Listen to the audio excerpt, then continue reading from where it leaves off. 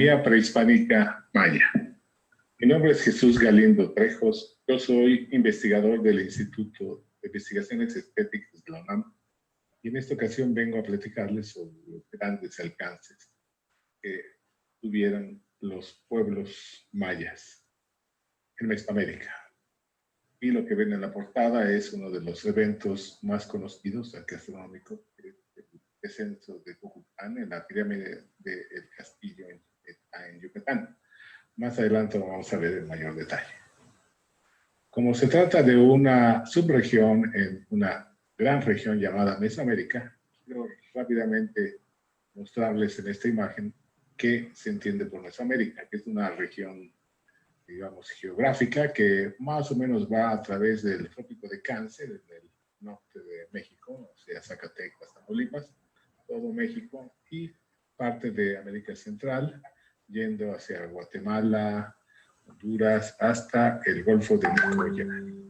Durante más o menos 3 milenios, en esta región prevalecieron prácticas culturales comunes, como por ejemplo, la utilización de un mismo sistema alimentario, la alimentación basada en el maíz, en el frijol, en el chile, en la calabaza, la construcción de pirámides, por ejemplo, y ciertos rituales comunes a todos. Bueno, vamos a hablar solo de la región maya, que corresponde básicamente a la península de Yucatán, Campeche, Tabasco y hacia Centroamérica.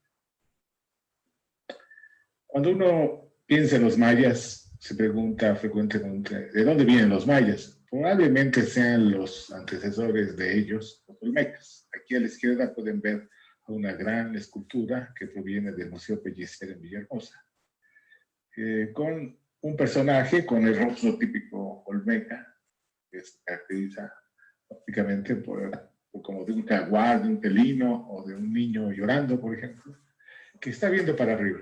Y uno dice, obviamente es un observador del cielo, pero no, alguien podría decir, es que está viendo un pajarito ahí en un árbol arriba. También podría ser. Vean que la interpretación no demuestra directamente mucho. A la derecha pueden ver un dibujo que proviene de las pinturas murales mayas más antiguas que se conocen en San Bartolo, en Guatemala, con una representación de personajes mayas, sin dudas, por el aspecto, que rinden culto a otro personaje de pie y que tiene claramente el perfil olmeca. Probablemente los mayas reconocieran a los olmecas, esos antecesores. Algunos principios básicos desde esa época, más o menos 1500, 1000 años antes de Cristo, han prevalecido durante toda la época prehispánica. Por ejemplo, la noción de la organización del universo. Esta placa de jade de Ahuelican en el estado de Guerrero describe básicamente estos principios, que aunque con variaciones locales, prevalecen por varios milenios. Por ejemplo, en la parte de arriba aparecen lo que se considera los 13 cielos, es decir, las 13 capas, 13 estratos donde estaría el sol, la luna, las estrellas, en fin. Esto está representado en este rectángulo superior con 13 elementos y en el centro aparece una X, digamos, bandas cruzadas, líneas cruzadas, que es el jeroglífico que ya para época maya prevalece desde los olmecas como el glifo del cielo. Entonces, después aparece un ordenamiento de 4 elementos que algunos consideran que indicaría las direcciones del universo. Serían las direcciones cardinales, pero también podrían ser indicación de señalar los extremos de salidas y puestas del sol en los solsticios. En el centro aparece una planta de maíz, que es fundamental para Mesoamérica, y abajo la tierra está representada a través de un templo sobre una montaña. La parte interior corresponde al inframundo, frecuentemente asociado al elemento acuático. Este principio, con variaciones pequeñas, prevaleció en Mesoamérica por 3000 años. Algo más específicamente maya lo tenemos en estas 2 páginas del Códice Madrid Maya, donde aparece este diseño en forma de cruz llamada de Malta, porque los extremos de los 4 brazos son más anchos que donde parten. Si uno cuenta los puntitos que forman el perfil, son 260, que tiene que ver con el aspecto de la medición del tiempo, que vamos a ver más adelante, es la duración de la cuenta ritual mesoamericana. En el centro aparece un cuadrado con 20 jeroglíficos, que son los nombres de los 20 días de los meses mesoamericanos, entre comillas. Vamos a ver que no son exactamente meses como en la actualidad los identificamos. Cada dirección está representada por 2 deidades, y en el centro aparecen otras 2. Las del centro se ven obviamente mayores, antiguos, viejos. Probablemente esté reflejando el planteamiento de que el calendario, las direcciones, el universo fue producto de la acción divina. Aquí los epigrafistas que leen los jeroglíficos mayas pueden leer directamente que a la derecha aparece el jeroglífico del norte, arriba aparece el del poniente, a la izquierda aparece el del oriente, del sur, y abajo el del oriente. Bueno, hagamos un rápido recorrido a lo largo de los objetos celestes a través de representaciones de la cultura maya. Por ejemplo, aquí a la izquierda tenemos una cabeza de estuco representando al dios Kin, dios solar. Tiene grandes ojos, generalmente viscos. Tiene, en este caso, en la frente el jeroglífico del sol, y normalmente aquí ya no se recuperó. Tiene solo un diente en forma de T que corresponde a uno de los nombres de los 20 días del mes. Aquí a la derecha aparece una especie como de mascarón, porque esto realmente es una especie como de balcón en la ciudad maya de Copán, en Honduras, una de las ciudades más hacia el oriente de la región maya, con la típica representación del dios solar, y a los lados está flanqueado por glifos de Venus, que vamos a ver cuál relación existe entre Venus y el Sol. Uno de los grandes avances de la astronomía mesoamericana, y en particular de la maya, está representado por el hecho de que en 2 códices, en el de Dresden y en el de Madrid, están representados uno de los fenómenos más espectaculares de la naturaleza, que es el eclipse de sol, o de luna también. Aquí aparece el glifo del sol, y esta especie como de alas de mariposa, puras y a veces claras, cuelga sobre estos rectángulos que los epigrafistas llaman bandas celestes, porque representan el cielo, el día, la noche, el sol, la luna. En fin, son diversas las posibilidades, y esto en el momento de ser devorado por un monstruo que vuela, que puede ser una serpiente emplumada, un dragón. Y esto, digamos, lingüísticamente proviene de la designación de Chivilquín, o sea, el de sol en la lengua maya de Yucatán se representa como el sol mordido, mordida de sol. Además aparece en el sistema punto y barra, en el sistema vigesimal punto y barra, donde la barra es 5 y el punto es la unidad, diferentes números, y aquí podemos leer directamente cómo es un sistema posicional, el 148, el 177 y múltiplos de estos números, que para un astrónomo está claro, que es el número de días que transcurren entre un eclipse de luna y el siguiente de sol, y a veces del sol y después de la luna. A la izquierda aparece una representación equivalente del Códice de Madrid, donde aparece el sol eclipsado también, colgado de bandas celestes, donde tenemos aquí de nuevo la X que indica el cielo, y el centro aparece representado las 4 direcciones y el centro, lo que en el centro de México se denomina quincunza. La luna, por supuesto, es lo que más brilla en la noche, y domina por su movimiento aparente mucho de lo que vemos en la otra.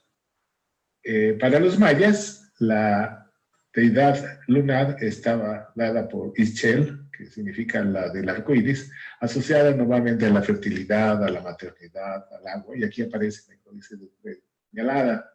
Arriba a la derecha de una banqueta que proviene de Copán, en Honduras, aparece un personaje abrazando un conejo y con el jeroglífico de luna, como abajo aparece también en Palenque, el jeroglífico de luna.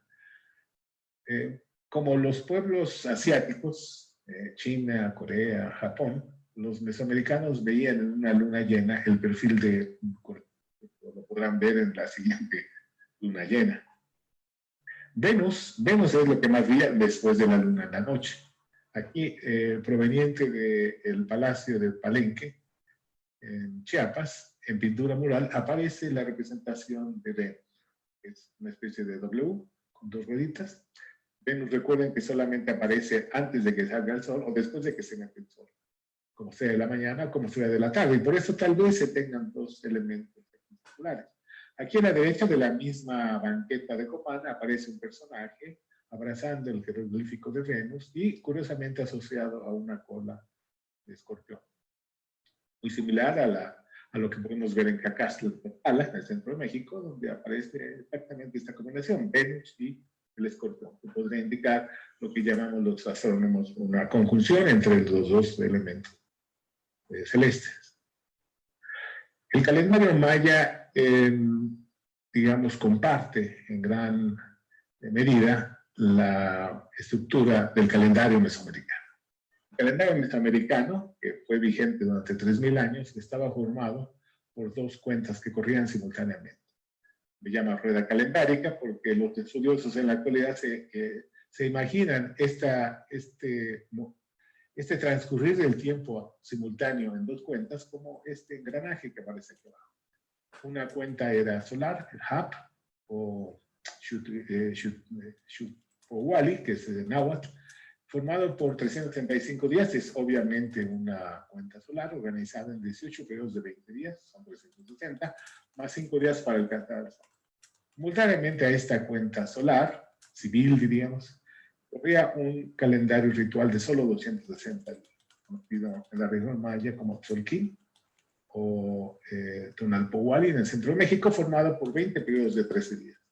Cada día tenía un nombre diferente en las dos cuentas, de tal manera que al empezar simultáneamente iba uno, digamos, en concordancia con el otro, pero después de 260 días se desfasaba y cada quien iba por su lado y había que esperar 52 años de 365 días para que otra vez coincidieran y empezaran de nuevo, simultáneamente. Pero la cuenta ritual tenía que ejecutar 73 ciclos de 260. Esta ecuación fundamental que vamos a ver al final de la plática, la tendencia en otros aspectos de la cultura americana. Resulta que este sistema, la rueda calendárica, tiene un problema de origen, es decir, los 52 días, perdón, los 52 años que forman el periodo básico, cada uno de esos años tiene un nombre diferente, pero que en el siguiente periodo de 52 años se repite. Hay una ambigüedad.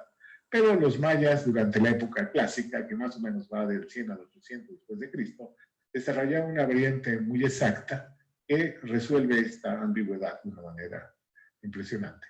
Como nosotros en Occidente tenemos el nacimiento de Cristo como el punto de arranque de nuestra cuenta, ellos también tenían. La cosa es que en esta situación los estudiosos, los especialistas, han planteado que ese arranque del tiempo para la región maya fue el 13 de agosto del año 3114 a.C.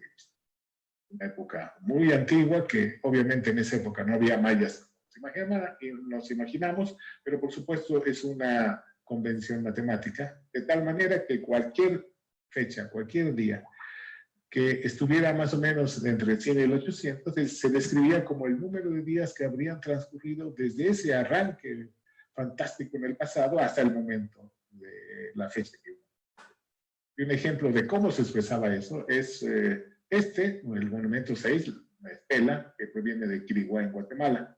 Aparece un elemento inicial que dice, esta es una fecha, ¿verdad? Es lo que llama el glifo introductorio, y para describir ese número de días que en esta época, en este intervalo, sería más de 1 millón de días que habían transcurrido, se empleaba el sistema punto y barra posicional para indicar ese gran número. En este caso es más de 1 millón de días desde ese arranque. ¿Y cómo se expresaba? Así como nosotros, 1952 es una manera compacta de escribir 1 por 10 al cubo más 9 por 10 al cuadrado más 5 por 10 a la 1 más 2 por 10 a la 0. En lugar de usar potencias de 10, como lo hacemos en el sistema decimal, los mayas utilizaban potencias de 20. Después añadían ellos mismos las dos fechas en el calendario Hub y Tolkien, y el resto de la escultura, de la estela, contenía información que tenía que ver con la luna, como la edad de la luna, cuántos días después de la luna nueva, si la duración del mes lunar era 29 o 30 días, en realidad es 29.5, así que está un promedio muy cercano. Y resulta que para este caso particular del monumento 6, el número de días que habían transcurrido desde 3114, el 13 de agosto, era 1.418.400 días, que corresponde al 24 de enero del 770. Es decir, los mayas en la época clásica nos podían dar información calendárica. Eso es muy importante para lo que vamos a ver al final. Bueno, Venus, como digo, es tan importante que también deja su huella en los documentos mayas. En el Códice de Dresden aparece a lo largo de varias páginas, aquí tenemos dos, información que nos indica que Venus fue observado con mucho cuidado. Por ejemplo, aquí en el sistema punto y barra aparece digamos, una sucesión de números donde al final aparece 584 días. 584 días es el periodo sinódico de Venus.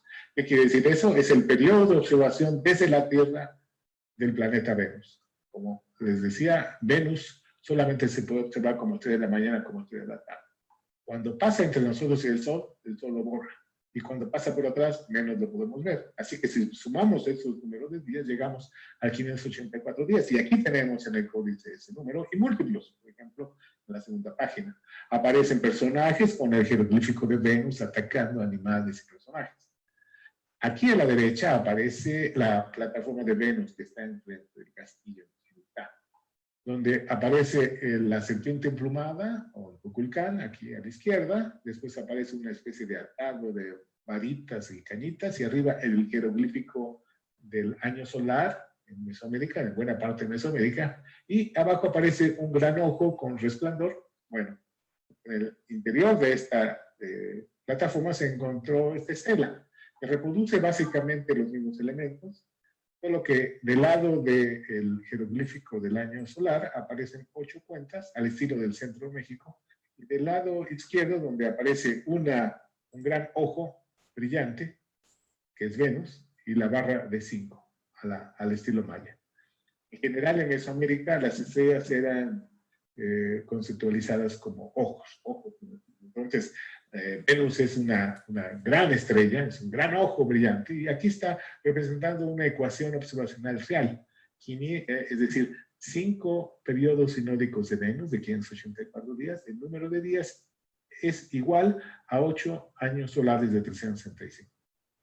Es decir, si hoy vemos a Venus en la tarde, como se está viendo en los últimos meses, no significa que dentro de un año en esta fecha veamos a Venus ahí. Lo que significa aquí que dentro de 8 años en esta fecha vamos a ver a Venus ahí. Esta es una admirable meta lograda por los mayas para, digamos, relacionar los periodos de observación del Sol y de Venus. Bueno, pasemos a la bóveda celeste. Aquí este diagrama nos muestra en forma, digamos, amplia el movimiento aparente del Sol a lo largo del año. Aquí tenemos el personaje observador en el centro y vemos que en el solsticio de invierno el Sol sale más hacia el sur, sobre el horizonte este, se eleva y cae en el solsticio de invierno. 6 meses después aproximadamente llega al otro extremo en el solsticio de verano, y a medio camino el Sol ejecuta el movimiento de tal forma que el número de horas que está por arriba del horizonte es igual al número de horas que está por abajo. El Sol muestra de que el día y la noche tienen la misma duración. Además, hay un evento muy peculiar que solamente se ve entre el trópico de Cáncer y el trópico de Capricornio en el norte de Argentina, de tal forma que cuando el Sol se desprende en una posición que depende desde dónde estamos observando, el Sol se eleva y alcanza a mediodía su máxima altura, es decir, cenit, arriba de nuestras cabezas. En ese momento la sombra no hay porque coincide con la base de los objetos. Ese era un fenómeno muy importante en Mesoamérica. Noten además que las trayectorias del Sol no son verticales, no suben derechas ni caen como piedras derechas, sino están inclinadas, que depende de la latitud donde estamos observando. estamos más o menos a 19, 20 grados en Mesoamérica, ese es el ángulo de inclinación. También aparecen unas lunitas por aquí, que son las posiciones de la luna cuando llega a su extremo del cielo. Nada más que esas posiciones las alcanza, digamos, en periodos muy largos, mientras los solsticios los alcanza de un solsticio al otro y regresa en un año, la luna necesita 18.6. Y por otra parte, la luna para recorrer todas sus posiciones en el horizonte, pues lo hace en un mes, a diferencia del Sol, que necesita 6 meses para llegar de un extremo al otro. Entonces, en las culturas antiguas, estas regularidades se utilizaron para señalar orientaciones de edificios muy importantes en esos momentos de la salida o de la puesta, en esos momentos astronómicos. Aquí aparece lo que se denomina una trayectoria de Venus. No significa que en una madrugada haga esto, sino que cada día, en cierto momento, el planeta Venus va a aparecer en una posición a lo largo de la curva. Bueno, existen observatorios, en este particular el horizontal, que significa dos edificios encontrados, de tal manera que desde un punto de observación de uno, puede uno ver cómo en el día del equinoccio el Sol sale a lo largo del eje de simetría del sistema, y en el solsticio de diciembre saldrá señalado por un edificio en el lado sur del edificio enfrente, y 6 meses después saldrá en el edificio norte del mismo conjunto. Bueno, esto es un espectáculo bonito, pero alguien diría, ¿y para qué puedo vivir en la práctica?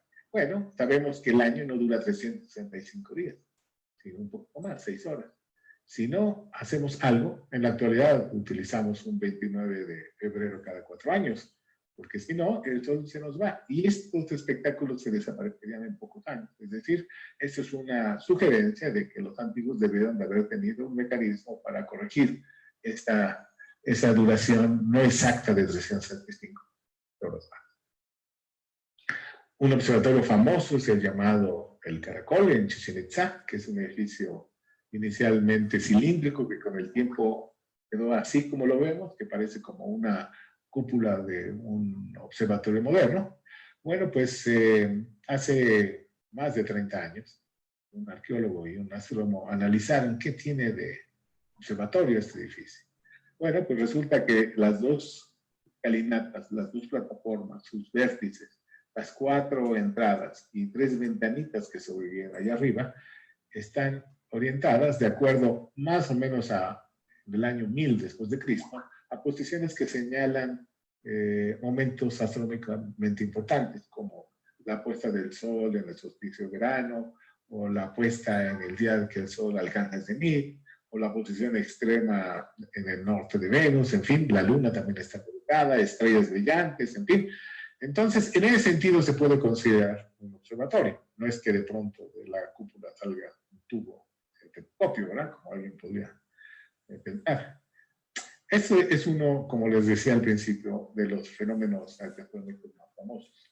La pirámide del castillo en Chichén Itzá es una pirámide que nos muestra algunas características astronómicas y calendáricas. Tiene 9 cuerpos, es decir, semejante a los 9 estratos, las 9 capas del inframundo. Cada escalinata, que son 4, tiene 91 escalones, que por 4 nos da 364, y si consideramos la plataforma superior, tendremos entonces la duración del año. Por otra parte, cada cara de la pirámide está formada por la porción a ambos lados de la escalinata, y cada porción tiene esta especie de paneles, tiene 26 de un lado, 26 del otro, y eso forma 52, nos está indicando la importancia de esta cuenta calendárica que ya vimos. No solo en el equinoccio, sino días alrededor del equinoccio, en el momento en que, poco antes de que se meta el Sol, los 9 cuerpos de la pirámide proyectan su sombra sobre la balustrada, sobre el barandal de la escalinata norte, y se va formando poco a poco el cuerpo luminoso de una serpiente de luz, cuya cabeza de piedra está. Un colega, el arqueólogo Arturo Montero, descubrió una cosa impresionante de esta pirámide. En un día, que ahora les voy a decir cuál, se estuvo parado en la plataforma superior en la esquina noreste. Desde ahí se pueden ver, si uno ve hacia abajo, los 9 cuerpos de la pirámide, uno dentro del otro. Y esa línea del vértice de la pirámide señala el 24 de mayo, que no es cualquier día, el día en que el sol alcanza su cenit aquí, que a mediodía no hace sombra. El sol se alinea a ese vértice de la pirámide.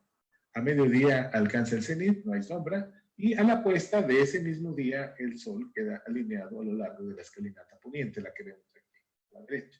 Es decir, la pirámide del castillo está amarrada geográficamente a la punta, a mostrar la importancia del día del pau cenital. Esto no es un ejemplo único, existen otras estructuras en Mesoamérica y en particular en Yucatán, en el llamado castillo en Mayapán, que fue una de las últimas ciudades antes de la llegada de los españoles, grandes ciudades, urbes. También se da este tipo de fenómeno, es una pirámide de 4 escalinatas, 9 cuerpos, y no en el equinoccio, sino en el solsticio se forma la serpiente de luz. Al pie de la escalinata existían mesas de serpiente en estuco que fueron retiradas.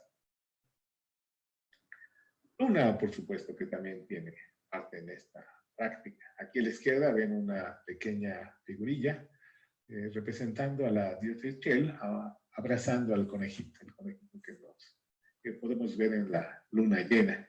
En la isla de Cozumel, en el sitio arqueológico de San Gervasio, existe lo que se denomina el templo de Ixchel. Es una pequeña pirámide con 2 habitaciones arriba del santuario, y esta pirámide, y en particular el santuario, está dirigida hacia la puesta de la luna cuando alcanza su posición mayor. Venus, como les decía, es muy importante. Y un ejemplo de una alineación venusina lo encontramos en el Palacio del Gobernador de Uxmal. Este gran edificio tan elegante. Tiene en la parte superior un inmenso mosaico de mascarones representando al dios Chac.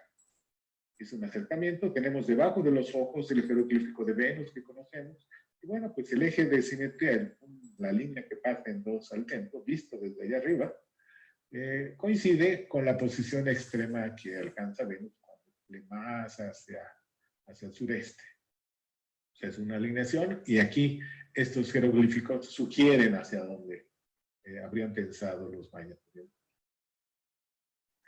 Sin embargo, hasta ahora les he platicado solo sobre eventos astronómicos puros, solsticios, equinoccios, días del pau cenital, en fin, pero resulta que a lo largo de las últimas décadas se ha podido encontrar que muchas de las más importantes pirámides, templos mesoamericanos, incluyendo los mayas, están orientados al sol, a la salida y a la puesta, pero en fechas que no son estas astronómicas, que son fechas otras. Y vemos un ejemplo, el templo superior de los jaguares en la gran cancha del juego de pelota de Chichén Itzá, hasta ahora la cancha más grande conocida. El templo superior está aquí a la izquierda, en la imagen superior derecha. Tiene todavía restos de pintura mural, aquí es un registro de hace más de 100 años, donde aparece una batalla entre personajes asociados a discos solares contra otros asociados a serpientes humanas. Bueno, pues esta pirámide, perdón, este templo superior de los jaguares se orienta a la puesta del sol en fechas tan extrañas como 29 de abril y 13 de agosto. Aquí no pasa ningún evento astronómico fundamental. Pero recuerden, el 13 de agosto es el mismo que los especialistas han encontrado para el arranque de la cuenta larga, esto que veíamos a mitad de la plática. Resulta que no solamente Chichén Itzá, sino en época muy anterior y muy posterior a Chichén Itzá, como por ejemplo en Palenque, el Palacio de Palenque tiene la Casa E, que es la casa donde aparece la estela donde Pacal está recibiendo el poder de su madre, que fue el primer edificio en el palacio, está orientado a estas fechas, a la puesta, o la ventanita superior de frente del Caracol en Chichén Itzá, o la gran pirámide de los 5 pisos en Esná. La imagen de abajo es la visión hacia el poniente, desde la cúspide de la pirámide, con un horizonte tan plano, Pero, por ejemplo, la pirámide del Sol en Teotihuacán tiene la misma alineación a la misma fecha. Y allá los horizontes son montañosos. Entonces, de tal manera que los astrónomos, los dotes astrónomos mesoamericanos tuvieron que ajustar orientaciones con las alturas de los horizontes para llegar a las mismas fechas. ¿Cuál es la razón de estas fechas? Si uno observa desde una de estas pirámides durante todo el año las puestas, uno puede entender qué hay detrás. Empezamos con el 29 de abril. Vemos la puesta y después tenemos que esperar 52 puestas para que llegue el sol a su extremo norte, en el solsticio de verano. Seguimos observando y ahora el sol se va a ir poniendo cada vez más hacia el sur. Llega el 13 de agosto la segunda luna. 14, 15 de agosto, ahora se va hacia el sur, se va poniendo en diferente posición hasta que en invierno llega al extremo solsticial. Ahora viene de regreso y después de recorrer de regreso hasta el 29 de abril del siguiente año se cumplen 200. Es lo único que se está viendo aquí, que estas fechas dividen el año solar en porciones de cuentas que tienen que ver con la ecuación fundamental que hila las dos cuentas, Ab y Tzolk'in. Eso es simplemente. Fechas dividen al año en una proporción que es expresable por cuentas de días relacionadas con la estructura del calendario mesoamericano. Digamos, el personaje que decide una orientación en esta época está mostrando que su pirámide está asociado a los dioses. ¿Por qué? Porque el calendario es producto de la acción de los dioses. Es algo muy simbólico, ritual y hasta político, por supuesto. Bueno, pero en la región maya no todo es el sol, la luna y los planetas. Aquí un ejemplo rápido de una orientación que señala hacia el cielo nocturno. Se trata de Bonampak, en Chiapas. Ahí se encontró hace varias décadas un edificio totalmente pintado en 3/4, donde aparecen escenas de guerra, de fiesta, de sacrificio, música, baile, en fin. Se trata de Chan Muan, el personaje que aparece aquí abajo central, que mandó a hacer esta pintura, y aquí en este caso central aparece teniendo a sus enemigos derrotados. Esto está en el edificio central, y arriba del edificio central, viendo hacia afuera, aparecen 4 cuadritos que nos indica algo en el cielo. En este caso, los mayas escriben en la cuenta larga la fecha que corresponde al 6 de agosto del año 792, que coincide con el segundo paso cenital del sol, ahí, en Bonampak. Nuestro colega Francisco Villaseñor nos hizo este bonito dibujo, digamos, abrió el edificio. Arriba vemos los 4 cuadritos, que representa una tortuga con 3 glifos de estrella, en otro extremo una manada de jabalíes revueltos con glifos de estrella. Después aparece un personaje con un palito señalando a la tortuga con 2 glifos de estrella, y después otro personaje en una especie de carola con 2 glifos de estrella, que algunos consideran que podría ser un espejo de pirita que se ha encontrado ahí abajo. Bueno, pues para esa noche del 6 de agosto de 792, una parte del cielo se localiza justamente arriba del edificio. Tenemos Orión y Tauro. Bueno, Orión tiene su cinturón de Orión, aquí muy bien señalado, que podría sugerir este cuadrángulo, el caparazón de la tortuga. En el otro extremo tenemos a las Pléyades, un conjunto de estrellas, en esa constelación del Tauro, que podría ser la identificación con la manada de jabalíes. En medio queda el toro, con sus 2 cuernitos, y la estrella más brillante, que es roja, de Tauro, es Aldebarán, que podría corresponder al personaje con el palito. Y en el otro cuerno, y solo aparece Marte, digamos, un gemelo, porque es rojo también, que podría corresponder al personaje con la torre. Esto indica que los mayas también dejaron testimonios de la observación del cielo nocturno y su representación pictórica. Bueno, el cielo fue no solo fuente de admiración para el hombre maya del pasado, fue también un poderoso incentivo para la mente analítica.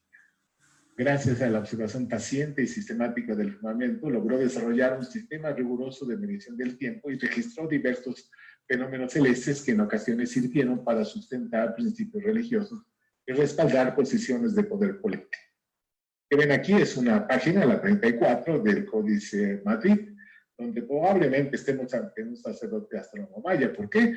Este personaje de un color azul, que era un color muy peculiar, muy importante para los mayas, llamado azul maya, solamente para temas muy especiales, aparece en un entorno oscurecido, rodeado de ojos y echando ojo, digamos. Eso indica la importancia que tuvo en la cultura maya la observación del cielo. Muchas gracias.